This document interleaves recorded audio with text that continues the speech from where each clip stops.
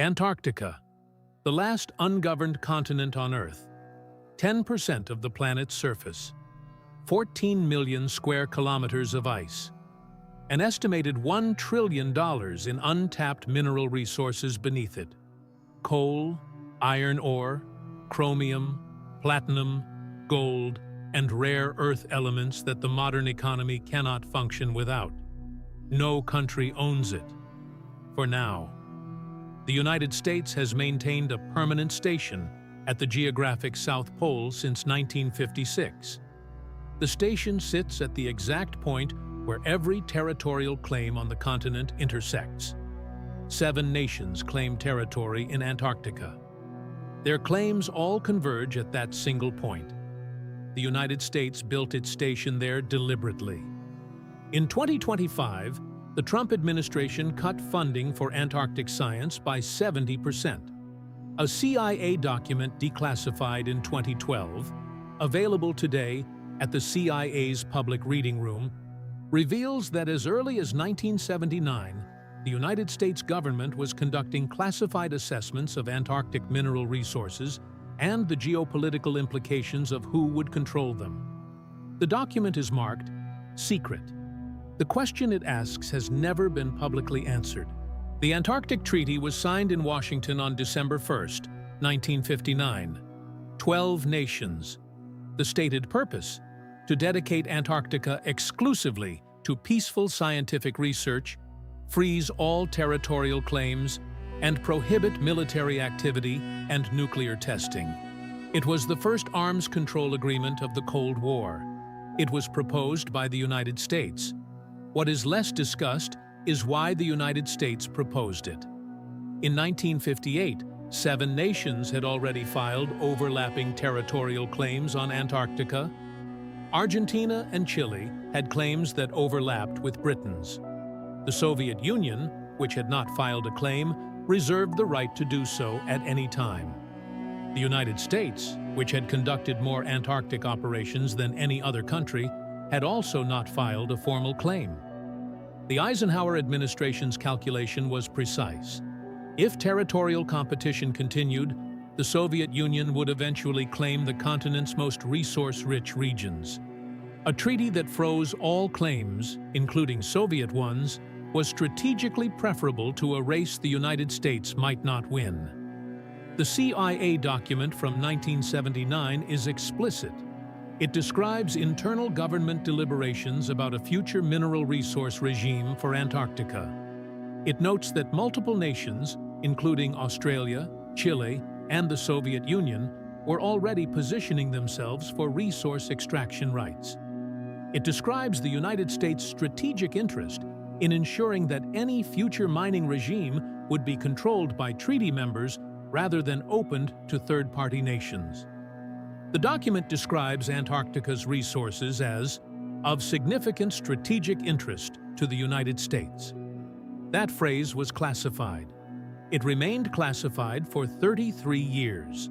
In 1988, after years of secret negotiations, treaty members agreed on a framework for Antarctic mineral extraction. It was called the Convention on the Regulation of Antarctic Mineral Resource Activities, CRAMRA. It would have created a structured system for mining operations under international oversight. Then, in 1989, an oil tanker ran aground off the Antarctic Peninsula, the Bahia Paraíso. It spilled 600,000 liters of fuel into pristine waters. Public outrage forced a reversal. CRAMRA was abandoned. In its place, the Madrid Protocol was signed in 1991. It designated Antarctica as a natural reserve devoted to peace and science. It banned all mineral extraction. Article 7 of the Madrid Protocol states, without qualification, any activity relating to Antarctic mineral resources, other than scientific research, shall be prohibited. The ban has no expiration date, but it has a review clause.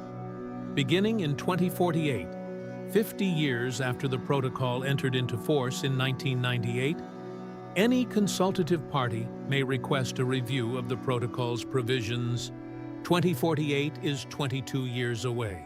Since 2012, China has been constructing Antarctic infrastructure at a pace that has no precedent among treaty members. China currently operates 5 research stations. A 6th is under construction and due for completion in 2027. China is building 2 new polar icebreakers, both entering service in 2025 and 2026. It operates helicopters, fixed-wing aircraft, and large krill trawlers in Antarctic waters.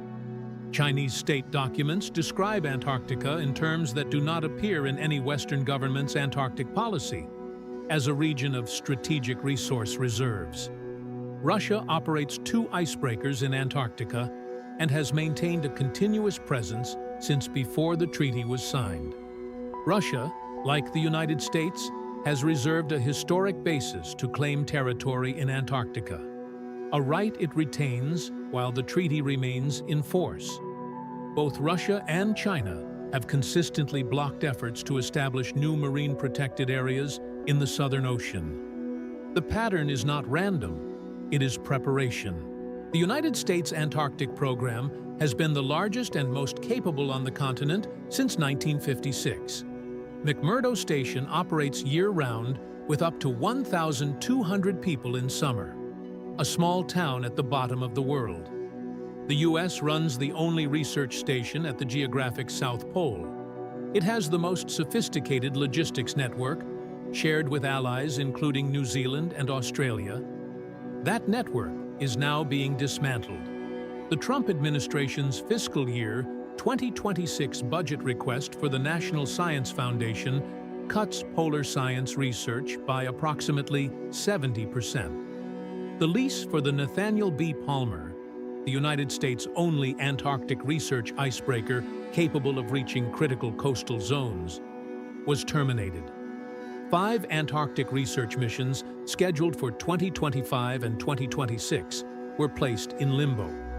The U.S. Coast Guard's Polar Security Cutter program, intended to build new American icebreakers, announced in March 2025 that it needed to, in its words, re-baseline its timeline. That is bureaucratic language for the program is years behind schedule with no confirmed delivery date. William Muntean, former senior advisor for Antarctic affairs at the State Department, stated publicly in April 2025, "Operations and logistics are 100% necessary for U.S. national security interests." He described the cuts as a blow to U.S. influence at a moment when strategic rivals are expanding. The White House did not respond to detailed questions about the policy. Here is what the map shows. 7 nations claim territory in Antarctica. Those claims are frozen by the treaty, but they are not withdrawn. They exist. They are legally preserved. The nations that hold them: Argentina, Australia, Chile, France, New Zealand, Norway, and the United Kingdom, are waiting. China and Russia hold no current claims, but both have reserved the right to file one. The United States has never filed a formal territorial claim. Its position has always been that it could do so if it chose to. That position is only meaningful if the United States maintains a physical presence significant enough to support it. As of 2026, that presence is shrinking. As of 2026, China's is not. The geopolitical calculation has not changed since 1959. It has only become more urgent. Under the ice of Antarctica lies the largest untouched repository of strategic minerals on Earth. Rare earth elements essential for batteries, semiconductors, and military hardware. Petroleum reserves estimated in the billions of barrels. Coal deposits that dwarf any currently operating mine. None of it can legally be touched until 2048 at the earliest. But who controls the continent when that review window opens is being decided right now. Not by treaty, by presence, by infrastructure, by icebreakers. In the course of producing this documentary, we were able to locate one individual willing to speak on record. Her name is Dr. Catherine Reeves, former U.S. State Department diplomat, Antarctic Affairs Division. She represented the United States at Antarctic Treaty consultative meetings from 2009 through 2019. She was present at the negotiations that shaped current U.S. Antarctic policy. She left the State Department in 2020. She agreed to speak under one condition: that we do not identify which specific negotiations she participated in beyond what is already in the public record. We agreed. What follows is her account, unedited, unabridged, in her own words. I want to start with something that people consistently misunderstand about the Antarctic Treaty. The treaty is not an environmental agreement. It was not designed to protect Antarctica from exploitation. It was designed to prevent geopolitical conflict over Antarctica, specifically to prevent the kind of territorial competition that the United States and the Soviet Union were already engaged in everywhere else on the planet. The environmental protections came later, and they came because of public pressure after an accident, not because any government woke up one morning committed to conservation. The Madrid Protocol was a political response to a public relations crisis. That is the honest history. The more important document, from a strategic standpoint, is the original 1959 treaty. And what that document does is buy time. It freezes the claims. It prevents anyone from acting on them. It creates a system in which presence, not ownership, confers influence. I spent 10 years in those negotiations. The word resources was never absent from the room, even when it was absent from the agenda. Every delegating country understood what was underneath the ice. The question was never whether those resources would be relevant. The question was who would be positioned to benefit when the relevant legal windows opened. The 2048 review provision is not a secret. It is in the public text of the protocol. But its practical implications are not well understood. After 2048, any consultative party can request a review of the mining ban. A change to the protocol requires a 3/4 majority of consultative parties, including all those who were parties when the protocol was signed. That is a very high bar. It is not insurmountable, particularly if the geopolitical alignment of consultative parties has shifted significantly in the intervening years. China currently has full consultative party status. Russia has full consultative party status. Both are expanding their physical presence in Antarctica at a pace that has no precedent since the original treaty negotiations. The United States built its South Pole Station at the geographic intersection of all 7 territorial claims for a reason. That reason has not changed. What has changed is the willingness to fund the infrastructure that makes that position meaningful. I am not going to characterize the current administration's Antarctic policy. That is not my role here. What I will say is that in the 10 years I spent in those negotiations, the consistency of US commitment to Antarctic presence was the single most important factor in maintaining US influence over the treaty system. Other countries modeled their positions partly in response to where the United States stood. If the United States steps back, there is no vacuum. There are countries already in position to fill it. I watched a decade of careful diplomatic work build a structure that gave the United States and its allies a durable advantage in Antarctica. That structure is not a building. It is not a station. It is the accumulated credibility of showing up year after year with the resources and personnel to demonstrate that you are serious about being there. Credibility, once lost, is very difficult to rebuild. And in Antarctica, the timeline for rebuilding it is measured not in years, but in decades. 2048 is not far away. That is the only thing I will say about the current situation. I'll let you draw your own conclusions about what it means. In May 2025, A hearing before the Senate Commerce Committee addressed the NSF budget cuts.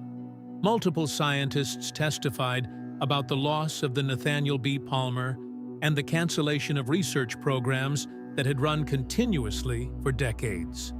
Senator Maria Cantwell stated for the record, "We are ceding the field to China at the exact moment when it matters most." The administration did not send a representative to respond.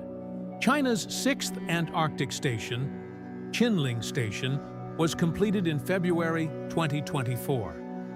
It is located in the Ross Sea region, one of Antarctica's most strategically valuable coastal areas, with deep water port potential and proximity to substantial submarine mineral deposits.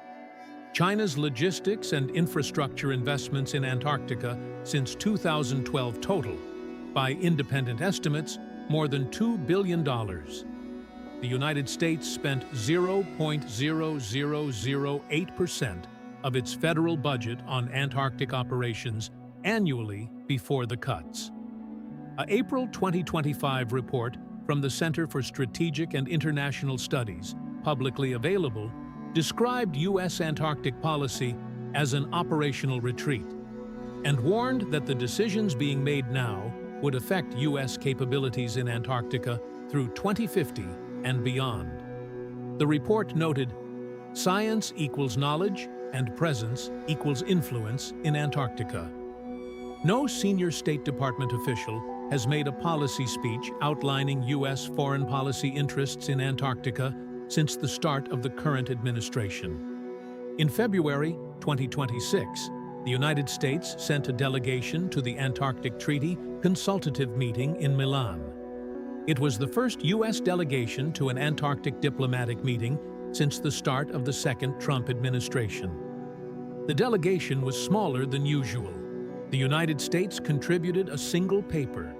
China contributed 11. The Antarctic Treaty does not expire. The mining ban has no end date. These facts are accurate, and they are also incomplete. The review window opens in 2048. The consultative parties who will vote on any proposed changes are being determined right now. By who is building stations? Who is maintaining icebreakers? Who is showing up to the meetings? The United States built the South Pole Station in 1956. It funded the treaty system it created. It maintained more scientists on the continent than any other nation. The CIA document from 1979 describing Antarctica's mineral resources as of significant strategic interest was classified secret for 33 years.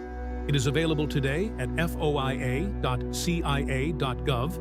The reference number is CIA-R DP08 C01297 R0001001000001-1. The Antarctic Treaty text is available at ats.aq. The NSF-FY 2026 budget request is available at nsf.gov.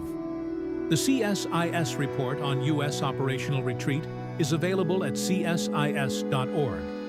Anyone can read them. Draw your own conclusions.